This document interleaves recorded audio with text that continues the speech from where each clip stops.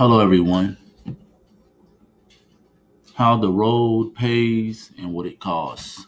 The road pays when doing rideshare in any capacity, mainly those that are contractors. The way that it pays is that it allows you to establish relationships.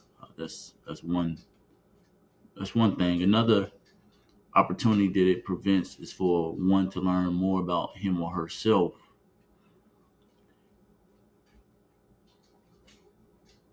It also tests your patience. And the reason that it tests your patience when you're a rideshare driver is because you're dealing with a lot of unknowns from the first individual or client that you pick up to get into the back of your vehicle or the front of your vehicle. You just do not know. And then after that, let's say you have um, just a regular client, an individual that's trying to get from point A to point B. Then you have Mother Nature. It could be pouring down rain. It could be a thunderstorm. It could be a collision where rush hour traffic is, let's say, 45 minutes to an hour. And I know you all may be thinking, like, no, that's not really likely to happen, but it has happened.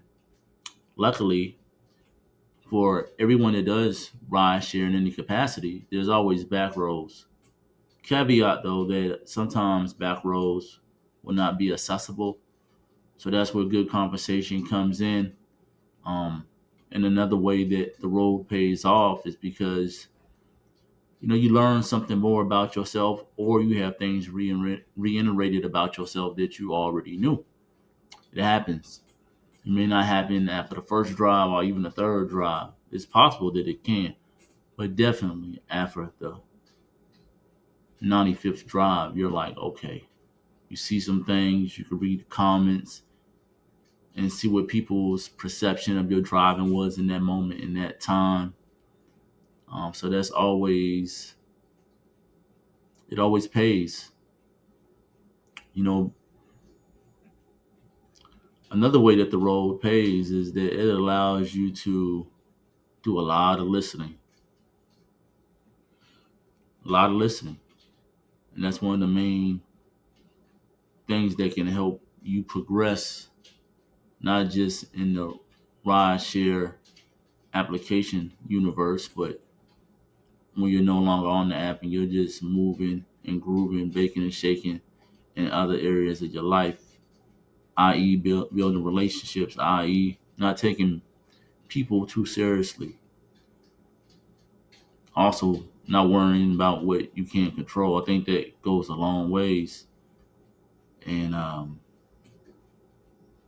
mean, that happened with me when I initially started doing the rideshare app.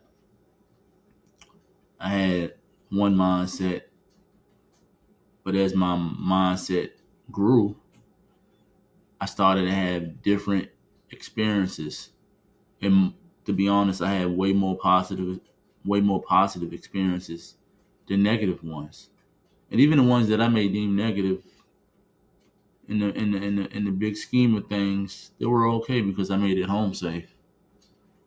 And anyone that does rideshare, you all can comment in the comment section in any capacity, because let's say you do the rideshare app and you can have a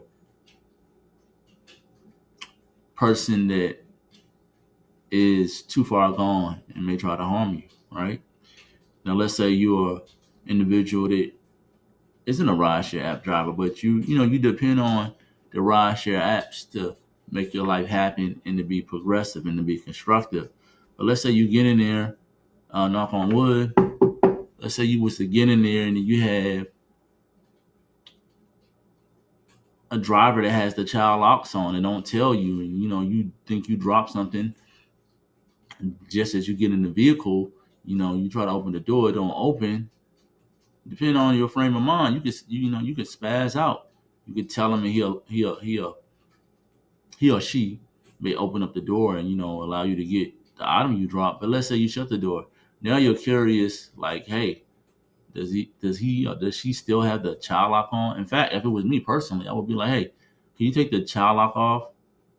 I would say it right then and there. And if he or she was like, no, I'm not, then I'd be like, hey, let me out. I would just be on that type of time.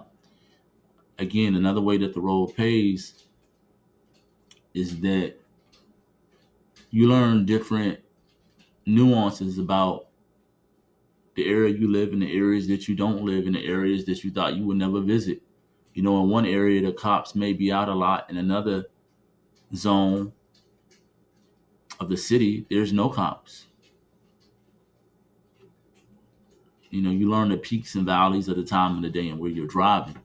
You know that if you're driving like late at night in certain areas, only people that are really going to be on the road are folks coming home from certain events, depending on the days of the week. You have your truckers, you have construction, those individuals that work on the highways, the men and women. Of course, you have the rideshare drivers, but other than that, most people just sleeping around the late hour of the night. On contrast, during the day, early in the morning, around 8:39, it's super busy. Unless it's a Sunday, it's super busy. And what it costs, it costs some patience. You know, it costs having the proper mindset and having perspective. Another cost is that it's going to be miles on your car. But hey, guess what? It was always going to be miles on your vehicle. There's no way you can avoid it unless you just don't drive anywhere. And for those kind of cars, society deem those cars as exotic vehicles or luxury vehicles, which they say are not everyday drivers. That way you keep the maintenance to a low and you keep the wear and tear to a low. What it also costs is having good communication skills. When you get these initial strangers, but you can build some kind of rapport with them and some kind of relationships that hops into the back of your vehicle, you got to build a relationship. This is if they're open to talking. Now, if they're not open to talking, of course, you leave them to their own accord and just, you get them where they need to be. But that's all part of communication. Like I've stated in earlier videos, just imagine you getting someone doing rush hour. They had a horrible day. They upset. Their personality could be unbecoming, and then you pull up in traffic. But if you know the back roads, you can change their mood. They can be like, "Wow, I thought you was gonna be stuck in traffic, but you were able to get me out of this. I feel much better. Here's an extra tip." That's what it costs. It also costs one being alert. When you get behind that wheel, I mean, of course, you always have to be alert because you're driving, but it's different when you have a client in the car because it's your responsibility, duty, and task to get them where they need to go quickly and safely. So that's what it costs. It also costs money. It costs money to keep the tires being changed when they need to, getting the oil changed, getting the maintenance done on your car. Someone may want to give you a tip and ask you for change. So, literal money, having it on you, that goes a long way. Mm. Also, it costs having like a camera, a built-in camera. That's a healthy cost and a respectable one that's worth the price because you can catch everything that people are doing, positive or negative. And depending on the rideshare app you got, let's say a client leaves a horrible review and they try to ban you from the app, you have video proof that you did nothing wrong, and you could rub your hands and wait to be back in service driving, just in case. Not saying it would happen or will happen, or that I even wanted to happen, but that's one of the costs: protection, security. As we know, unfortunately, there's some miserable people out there that try to harm other people's lives and prevent them from just doing what they were doing. There are individuals out there like that, so it's always best to be on your P's and Q's. So doing rideshare, how the role pays and what it costs. I just want to bring you all this.